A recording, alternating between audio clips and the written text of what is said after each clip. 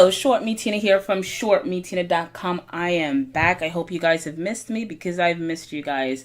All right, so there's been a lot going on in the market for the past 2 or so weeks. While I was away, I guess I can't take holiday or vacation anymore, right? While I was away, the market sort of sold off. And, you know, I feel like I did some videos when I was in Paris when all of this was going on, and I indicated, in my opinion, there's no reason for panic. I still don't think that there's much reason for panic. The SPY, okay, so let's look at the S&P 500, looking at a daily chart. So dating back to the beginning of the year, January of 2018, we started more or less trading within a range.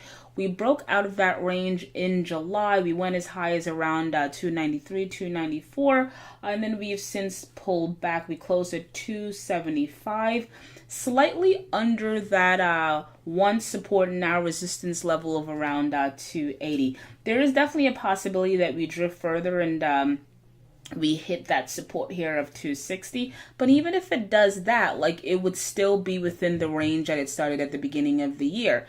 So let's see if the SPY can get above 280. If it can, bull market is healthy. Even if it pulls back some more to around 260, we are still within this well-defined range after this uptrend. Again, in my opinion, there's nothing to worry about. What else do we have? All right, we have the IWM daily chart. So unlike the other indexes, this one is actually off a good deal. I think it's off about 11% from its high, which by definition we're in correction territory. This looks like a rounding top in my opinion. So I'm paying attention to like that one, well, a couple of things. I was paying attention to 160. We broke those levels.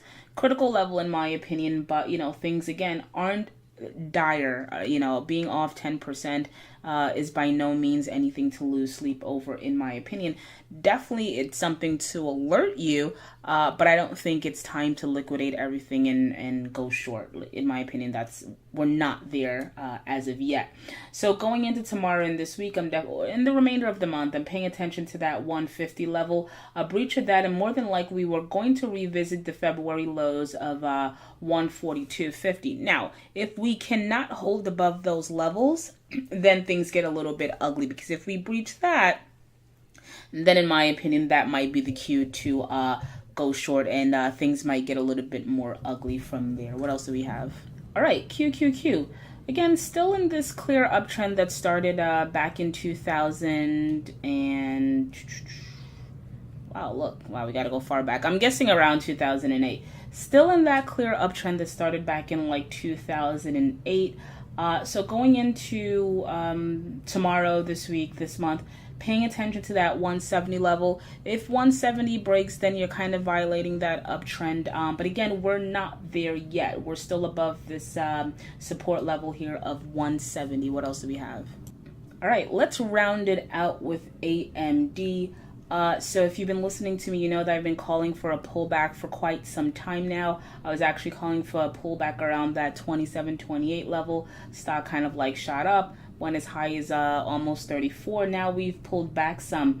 On Friday, stock got as low as 23.60. I think it even went to 22 in after hours. I indicated I wouldn't even pay attention to this stock until it starts trading around 20. And I think an ideal gift, and maybe earnings will do it to give it to me, right? I think an ideal gift would be a pullback to that original breakout base of around $15.